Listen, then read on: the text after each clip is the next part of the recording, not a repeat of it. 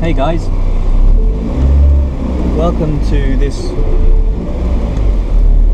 review of my rather different, outstanding, no it's not outstanding, it's definitely not outstanding, extraordinary little Mini.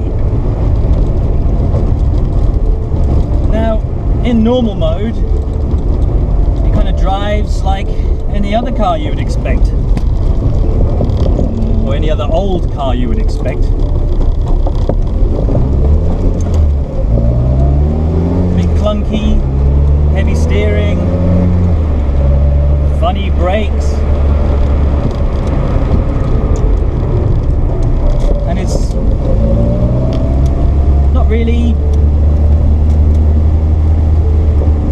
anything different.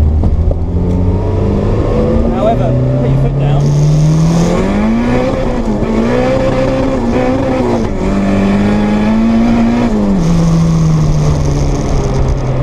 And it tries to murder you. Now, that was in low boost, running about 6 psi, roughly about 200 horsepower. There is a rather innocent, bodged looking button that I've stuck to the gear stick, and when you press that, all hell breaks loose.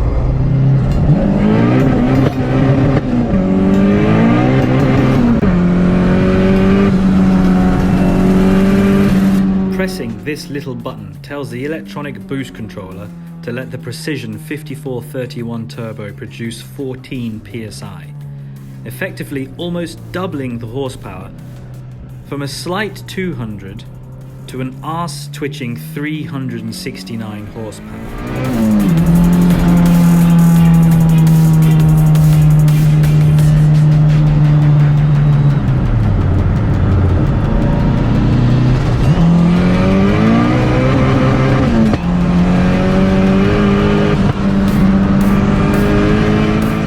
In a car that weighs about as much as my Sunday dinner, or about 680 kilos if you want to be more precise, this means that the car has a power to weight ratio of 540 brake per tonne, or in layman's terms, more than a Bugatti Veyron.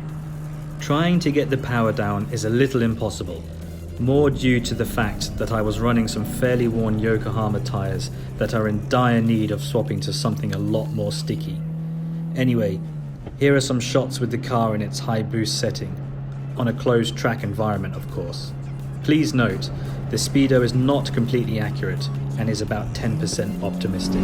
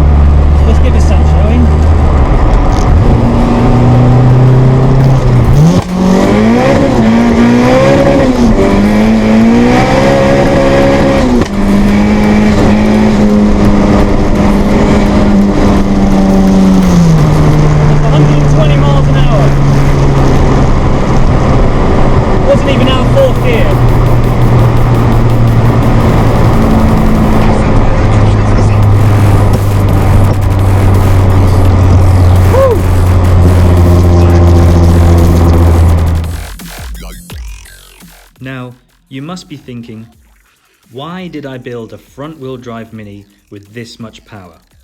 Well, plain and simple, it's because I'm a bit of an idiot. But it's absolutely great fun to drive once you get used to it. Every time I'm in it, it puts a smile on my face and a fresh turd in my pants. I have tried to keep it looking as subtle as possible, so as best not to draw any attention to itself. But when you give it a bit of throttle, the whole thing just explodes with power and sound.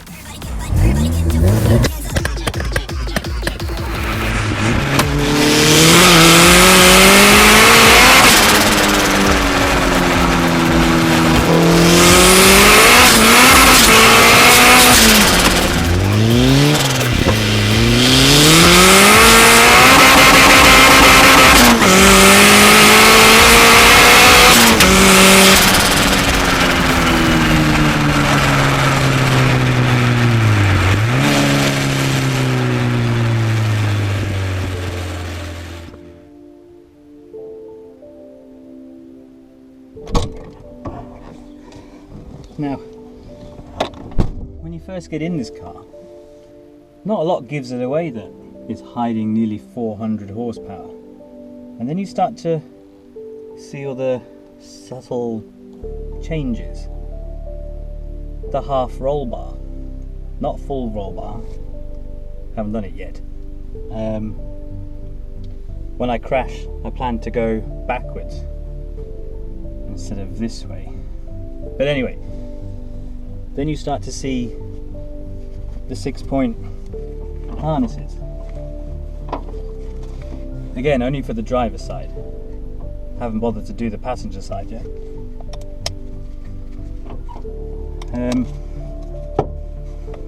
then once you're fully strapped in, you start to realise just what is this thing. It's pretty quiet when you start it.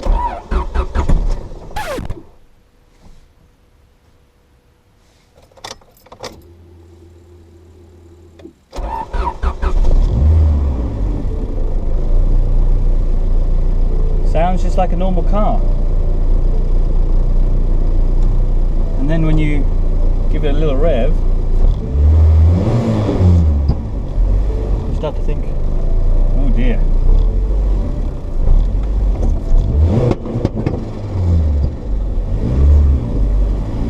All the birds have gone flying.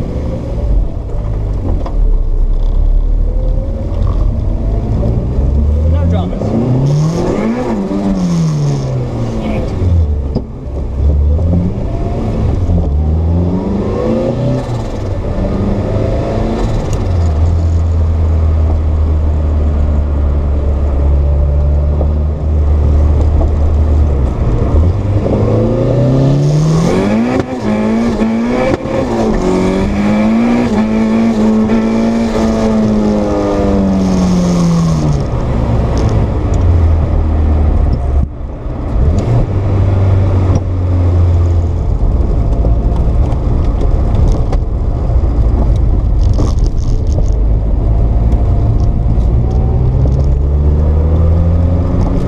Just repaired that.